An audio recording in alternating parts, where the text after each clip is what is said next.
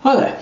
I just want to take a moment to talk about lazy loading. We're going to run through kind of how it works briefly, the methods of implementation, the three typical approaches to it that I see, and kind of the differences between optimizing it and not optimizing it. It's quite surprising, actually.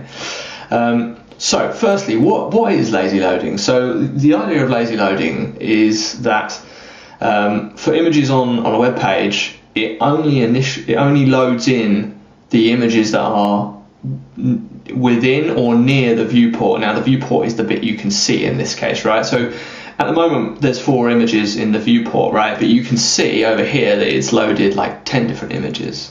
And that's because these 10 represent that which is near to the viewport, so that as you scroll, you don't get a jumpy experience as images bang in, right?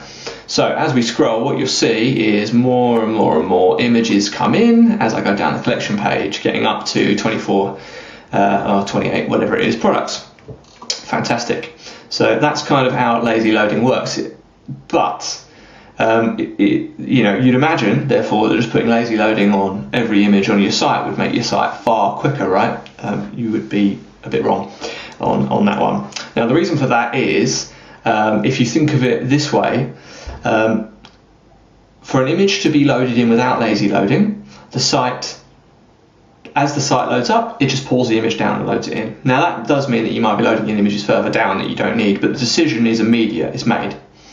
With lazy loading, the site has to load, JavaScript has to enable, a thing called intersection observer has to become available. That then works out what images are in or near the viewport, and then it loads them in, right? So there's a bit more process involved, and that's the bit that can slow us down. So just before we move on, in terms of implementing lazy loading, there's kind of 2 methods. There's the kind of method that's been around for a bit longer. There used to be a kind of JavaScript packet that you could put onto the website, and then you would essentially add a class name or something similar to all the images that you wanted to be lazy loaded.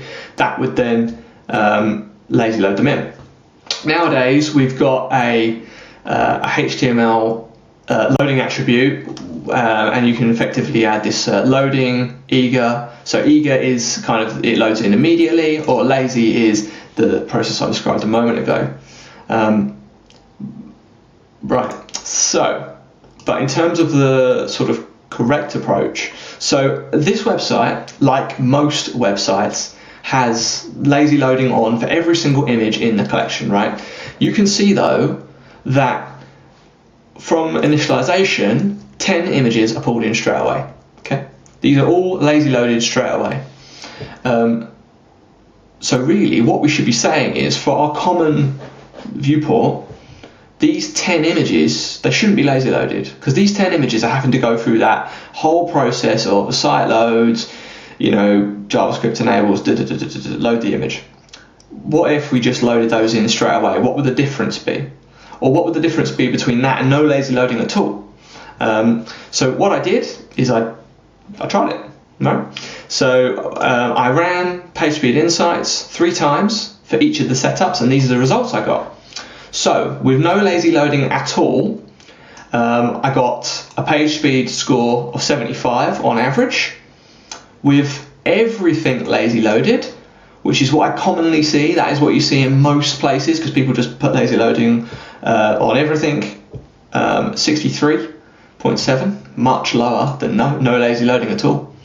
But with optimized lazy loading, so what I mean by that was the first 10 images, these 10, were not lazy loaded. They do not have the lazy loading attribute. They were loaded straight in, and all the images afterwards, so 14 or so images in this case, were loaded using a lazy loading, so wouldn't have been loaded initially. Look at the difference.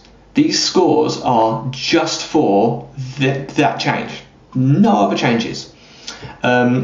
The other metrics that are probably most beneficial to look at as well is large contentful paint. So large contentful paint is an indicator of the perceived performance of a web page, and you can see the significant drops. So everything lazy loaded 5.9 seconds, no lazy loading 4.8, with the optimized version 3.3.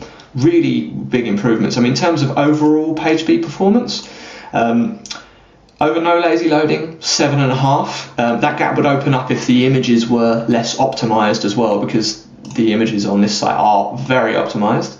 27, nearly 28% over everything lazy loaded.